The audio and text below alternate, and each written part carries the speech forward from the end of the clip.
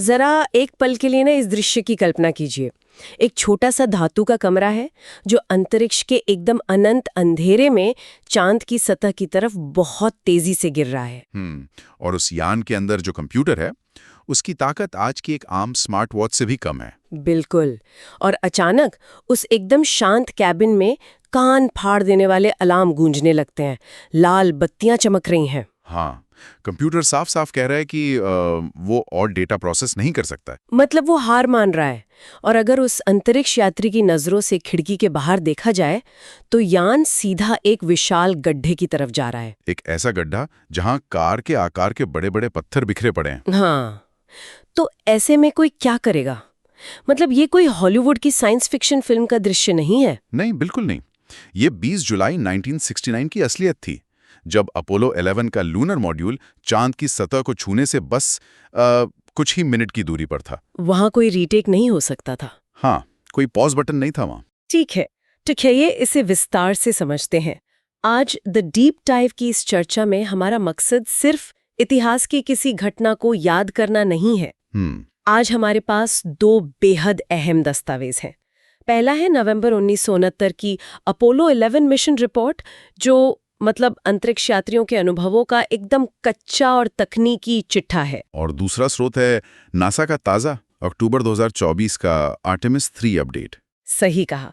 और आर्टेमिस 3 वो मिशन है जो इंसानों को वापस चांद पर ले जा रहा है, लेकिन इस बार एक बिल्कुल नई और खतरनाक जगह पर, चंद्रमा के दक्षिणी ध्रुव पर। देखिए, इन दोनों दस्तावेजों को एक साथ देखने पड़ना एक बहुत गहरी कहानी उभर कर सामने आती है। हाँ, मैंने भी यही महसूस किया। अपोलो 11 की रिपोर्ट हमें बताती है कि कैसे कागज पर बनाई गई एकदम सटीक योजनाएं अंतरिक्ष की वास्तविकता में दम तोड़ देती हैं। और आर्टेमिस 3 की योजना दिखाती है कि नासा ने उन कड़वे अनुभवों से क्या सीखा है। मतलब ये सिर्फ मशीनों की बात नहीं है। बिल्कुल नहीं। ये इस बारे में है कि जब तकनीक धोखा दे जाती है तो इंसानी दिमाग कैसे काम करता है। तो चलिए सफर की शुरुआत से शुरू करते हैं। जब मैंने मिशन रिपोर्ट पढ़ी तो उसमें 16 जुलाई 1969 के लॉन्च का जिक्र था। रिपोर्ट बताती है कि 735 पाउंड प्रति वर्ग फुट के अधिकतम डायनेमिक दबाव के बावजूद एसआई स्टेज की उड़ान बेहद शांतिपूर्ण थी। मुझे ये तो समझ आया कि भारी शक्ति के बावजूद सब सुचारू था, लेकिन ये एसआई और अलग-अलग स्टेज का क्या मतलब होता है? इसे ऐसे समझिए, पृथ्वी के भारी गुरुत्वाकर्षण से बाहर निकलना किसी ऊंचे पहाड़ पर चढ़ने जैसा है। अच्छा। लेकिन शर्त यह है कि आपको अपना सारा ईंधन और सामान खुद अपनी पीठ पर लाद कर ले जाना है। सैटर्न वी रॉकेट के अलग-अलग हिस्से, या जिन्हें स्टेज कहते हैं, इसीलिए बनाए गए थे। तो मतलब जैसे जैसे ईंधन खत्म होता है? हाँ, जब नीचे के सबसे बड़े हिस्से का ईंधन खत्म हो जाता है तो उस खाली और भारी डिब्बे को साथ ढोने का कोई मतलब नहीं रह जाता। वो टूट के गिर जाता है। बिल्कुल। और फिर दूसरा हिस्सा यानी SI2 अपनी इंजन चालू करता है। इससे यान का वजन कम होता रहता है और वो तेजी से आगे बढ़ता है। मैं समझ रही हूँ। लेकिन जैसे ही वे पृथ्वी की कक्षा से बाहर निकले, जिसके लिए स्रोत में S4B स्टेज से अलग होने की बात कही गई है, तभी पहली बड़ी अनपेक्षित समस्या सामने आ गई। हाँ, ट्रांसपोजिशन और डॉकिंग के समय। हाँ, उन्हें कमांड मॉड्यूल को पलटकर लूनर मॉड्यूल के साथ जोड़ना था, और तभी उनका ऑटो पायलट सिस्टम फेल हो गया। यहाँ पर स्थिति वाकई बहुत तनावपूर्ण हो गई थी। ऑटो पायलट का मतलब था कि सिस्टम खुद छोटे-छोटे थ्रस्टर्स का इस्तेमाल करके यान को सही कोण पर लाएगा। लेकिन जब वो फेल हुआ तो उन्हें इसे पूरी तरह से मैनुअल तरीके से करना पड़ा। बिल्कुल।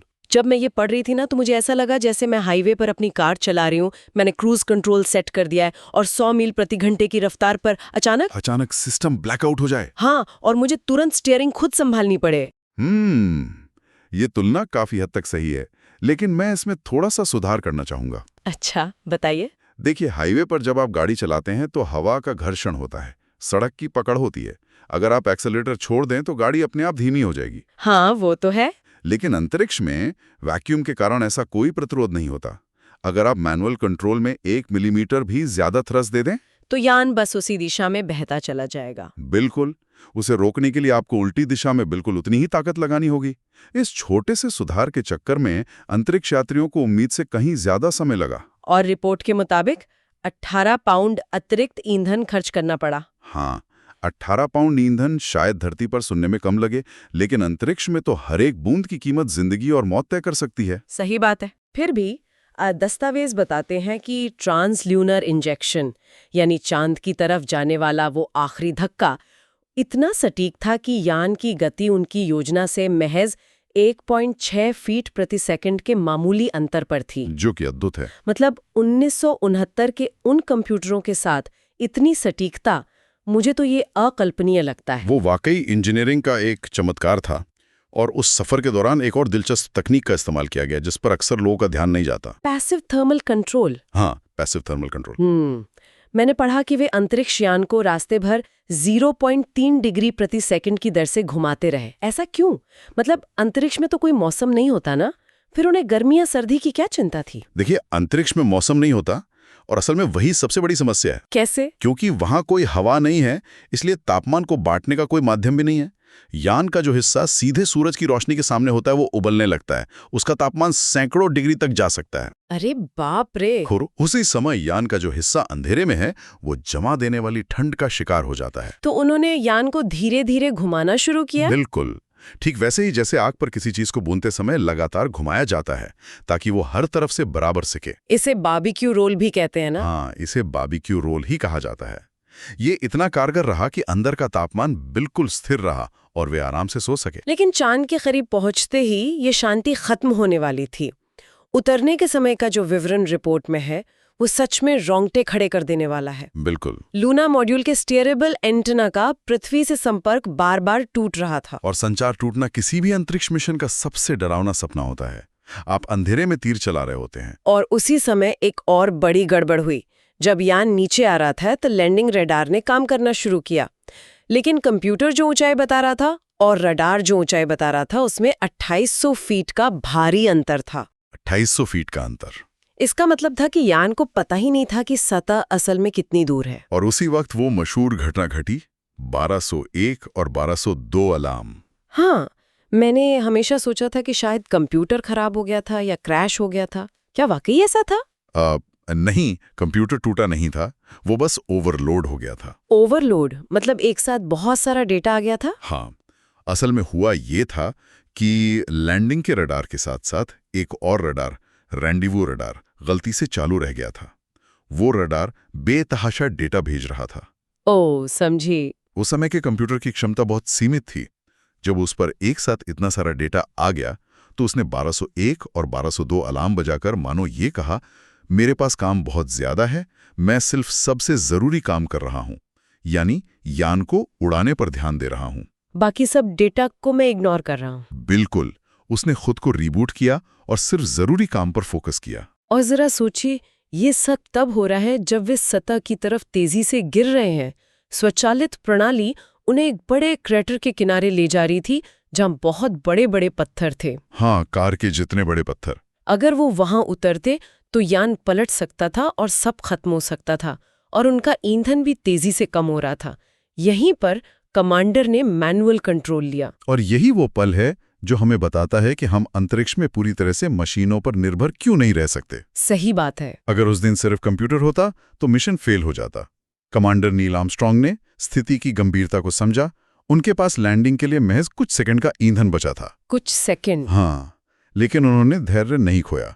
उन्होंने यान को उस चट्टानी इलाके से दूर ले जाने का फैसला किया और तय जगह से लगभग 1100 फीट आगे जाकर सी ऑफ ट्रैंक्विलिटी के एक समतल हिस्से की ओर यान को मोड़ा। और लैंडिंग के समय की उनकी सटीकता देखिए। इतने अलार्म, रडार की गलत जानकारी और ईंधन खत्म होने की चेतावनी के बीच जब उन्होंने टचडाउन किया तो उनकी आगे की ओर गति बिल्कुल शून्य थी।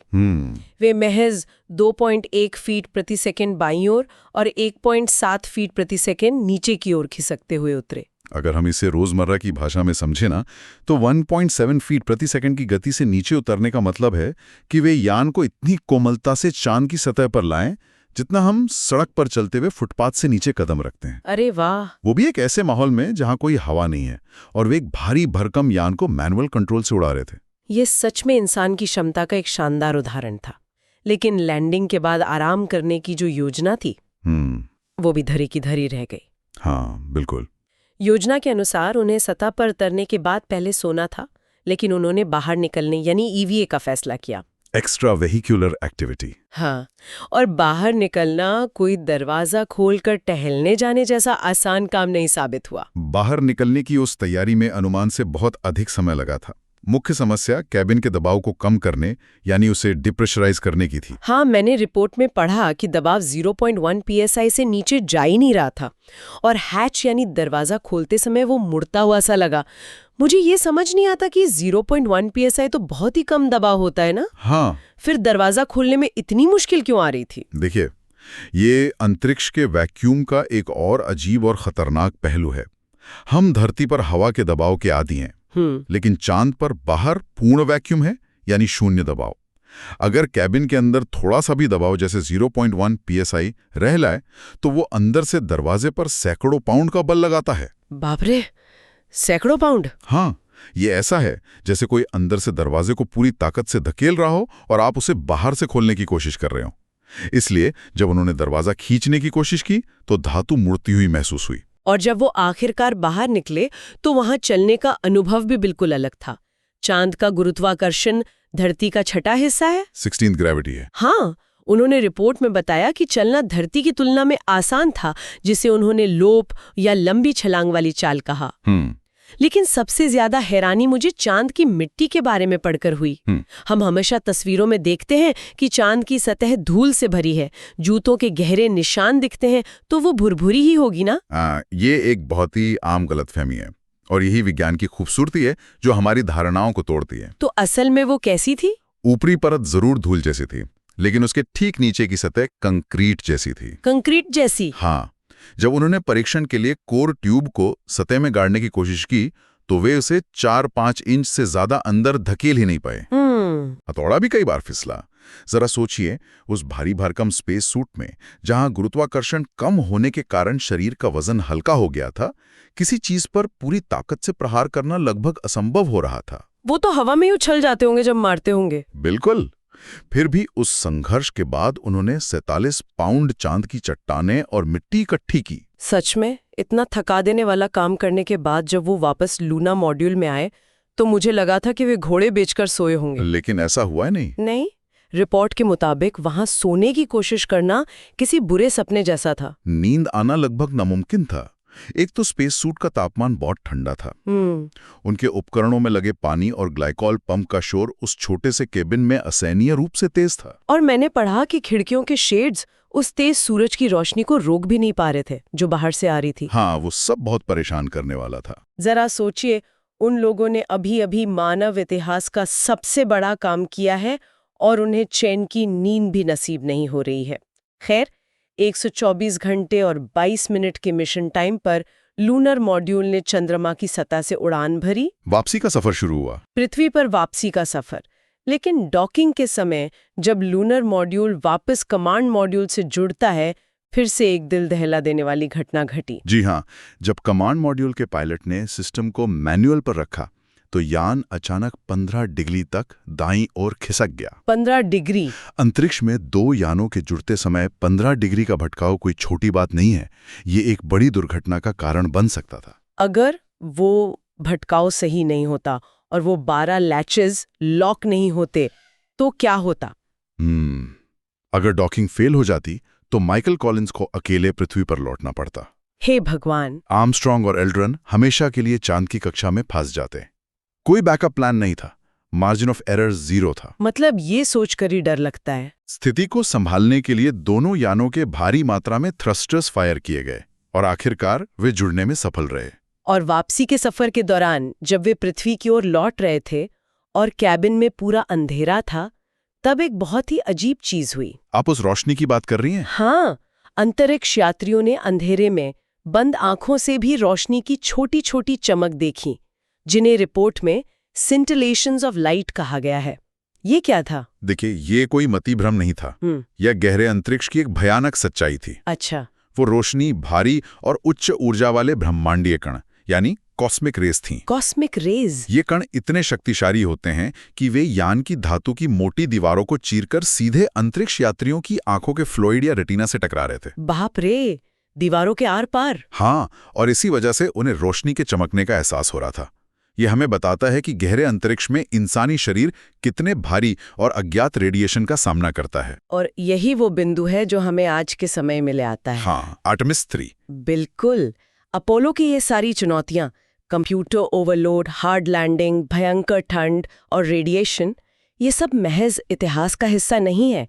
ये सीधे तौर पर नासा के आगामी आर्टेमिस 3 मिशन से जुड़ा है। एकदम सही बात है। जब मैंने नया अपडेट पढ़ा तो पता चला कि अपोलो 11 जहां उतरा था वो चांद की भूमध्य रेखा यानी इक्वेटर का समतल और रोशनी वाला इलाका था, लेकिन आर्टेमिस 3 सीधे चंद्रमा के दक्षिणी ध्रुव को निशाना बना रहा है। South pole. हाँ, साउथ पोल। तो हम अपने लिए इतना मुश्किल रास्ता क्यों चुन रहे हैं? क्योंकि असली खजाना वहीं छिपा है। दक्षिणी ध्रुव चांद का सबसे पुराना और अनछुआ हिस्सा है। वहां ऐसे गहरे गड्ढे या क्रेटर हैं जहां अरबों सालों से सूरज की रोशनी नहीं पहुंची है। मुझे एक बात समझाइए, ये कैसे मुमकिन है? चांद तो घूमता है ना, फिर सूरज की रोशनी क्यों नहीं पहुंचती? बहुत अच्छा सवाल है। देखिए, पृथ्वी की तरह चांद अपनी धुरी पर बहुत ज्यादा झुका हुआ नहीं है। 1.5 डिग्री है। इसका नतीजा ये होता है कि चांद के ध्रुवों पर सूरज हमेशा क्षितिज के ठीक ऊपर बहुत नीचा दिखाई देता है। मतलब सूरज कभी सिर के ऊपर नहीं आता? बिल्कुल नहीं। इसलिए वहां मौजूद गहरे गड्ढों के तल तक सूरज की किरणें कभी नहीं पहुंच पाती। वे हमेशा घोर अंधेरे और जमा देने वाली ठंड में रहते हैं। ओ, अब मैं समझी। और इसी वजह से वैज्ञानिकों को पूरा यकीन है कि वहां भारी मात्रा में पानी यानी बर्फ मौजूद हो सकती है। पानी?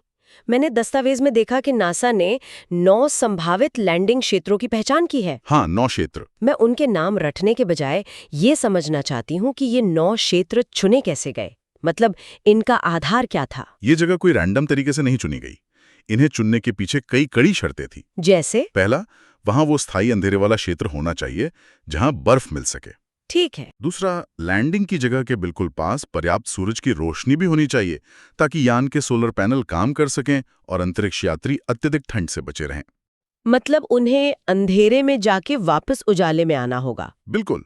तीसरा, वहां से पृथ्वी के साथ निरंतर रेडियो संचार संभव होना चाहिए। अपोलो 11 की तरह संचार टूटना नहीं चाहिए। हाँ, वो तो बहुत जरूरी है। और सबसे जरूरी बात, इन जगहों को नए यानों की तकनीकी क्षमताओं को ध्यान में रखकर चुना गया है। और ये नए यान अपोलो से बिल्कुल अलग हैं। स्रोत में SLS, ओरियन स्पेसक्राफ्ट और स्टारशिप HLS का जिक्र है। मतलब मुझे तो ये नाम पढ़कर ही लग रहा था कि ये सब एक साथ कैसे काम करेंगे। तो इसे एक बहुत बड़ी और जटिल रिले रेस की तरह सोचिए। Relay race? हाँ, अपोलो में क्या था, सब कुछ एक ही रॉकेट में गया था, लेकिन आर्टेमिस के लिए विशालकाय SLS रॉकेट ओरियन स्पेसक्राफ्ट को चांद की कक्षा में ले जाएगा। ठीक है, ओरियन चांद तक पहुंच गया, लेकिन ओरियन चांद पर उतर नहीं सकता। अच्छा। इसलिए उसे चांद की कक्षा में पहले से मौजूद SpaceX के स्टारशिप HLS के साथ डॉक करना होगा।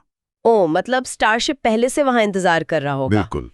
फिर अंतरिक्ष यात्री स्टारशिप में शिफ्ट होंगे, जो एक विशालकाय एलिवेटर की तरह उन्हें दक्षिणी ध्रुव की सतह तक ले जाएगा। बाप रे, इतना जटिल क्यों? इसे इतना जटिल इसलिए बनाया गया है क्योंकि ध्रुव पर उतरने और वहां से वापस आने के लिए बहुत ज्यादा ईंधन और शक्ति की जरूरत होती है, जो कोई एक यान अकेले नहीं कर सकता। मैं समझ रही हूँ। और ये सिर्फ एक तकनीकी उपलब्धि नहीं है। इस आर्टेमिस मिशन में पहली बार एक महिला और एक अश्वेत व्यक्ति चांद पर कदम रखेंगे, जो कि बहुत बड़ी बात है। हाँ, लेकिन सबसे बड़ी बात, आर्टेमिस सिर्फ झंडा गाड़कर वापस आने के लिए नहीं है। अगर वहां पानी मिल गया तो उसका मतलब है पीने का पानी, सांस लेने के लिए ऑक्सीजन और यहाँ तक कि हाइड्रोजन को अलग करके रॉकेट का ईंधन बनाना। बिल्कुल, इसे इन सीटू रिसोर्स यूटिलाइजेशन कहते हैं। मतलब ये चांद को भविष्य के मंगल मिशनों के लिए एक लॉन्च पैड बनाने की तैयारी है। हम कह सकते हैं कि अपोलो 11 ने साबित किया कि हम अंतरिक्ष के इस अथाह समंदर को पार कर सकते हैं, लेकिन आर्टेमिस 3 हमें सिखाएगा कि उस नए किनारे पर अपना घर कैसे बसाना है। बहुत खूब कहा आपने। हमने अपोलो से जो भी सीखा है कि कंप्यूटर कब ओवरलोड हो सकते हैं, वैक्यूम में दरवाजे कैसे बर्ताव करते हैं, सतह कितनी सख्त हो सकती है, वो सब आर्टेमिस की तैयारी का अहम हिस्सा है। तो अगर हम इस पूरी चर्चा को समेटें तो अपोलो 11 की दस्तावेजी रिपोर्ट इस बात का सबूत है कि तकनीक कितनी भी कमजोर क्यों न हो, इंसानी साहस और त्वरित निर्णय लेने की क्षमता किसी भी मिशन को बचा सकती है। हाँ, कंप्यूटर क्रैश हो रहे थे, रडार गलत था, नींद नहीं आ रही थी, फिर भी उन्होंने इतिहास रच दिया। और आर्टेमिस 3 उन अनुभवों को आधार बनाकर विज्ञान के एक नए युग की शुरुआत कर रहा है, जहां हम सिर्फ जाना नहीं बल्कि टिके रहना सीख रहे हैं। ये सफर हमें ये भी याद दिलाता है कि अंतरिक्ष कभी किसी को माफ नहीं करता। वहां हर कदम पर एक नई अनजान चुनौती खड़ी होती है। बिल्कुल, और यही बात सुनने वालों के लिए एक गहरा विचार छोड़ जाती है। जरा सोचिए, अपोलो 11 के अंतरिक्ष यात्रियों ने 1969 की तकनीक के साथ चंद्रमा के एक समतल और रोशनी वाले हिस्से में जो शारीरिक और मानसिक संघर्ष किया, वो अपने आप में रोंगटे खड़े कर देने वाला था।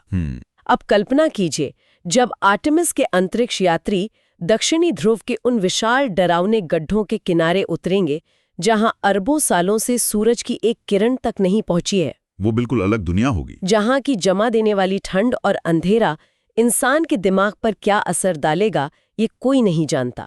अत्याधुनिक तकनीक और भारी भरकम मशीनों के बावजूद क्या इंसान का दिमाग और जज्बा उस अनंत अंधेरे और बर्फ के साम्राज्य में अपना वजूद बनाए रख पाएगा? क्या हम सच में चांद के उस सबसे रहस्यमयी हिस्से का सामना करने के लिए तैयार हैं?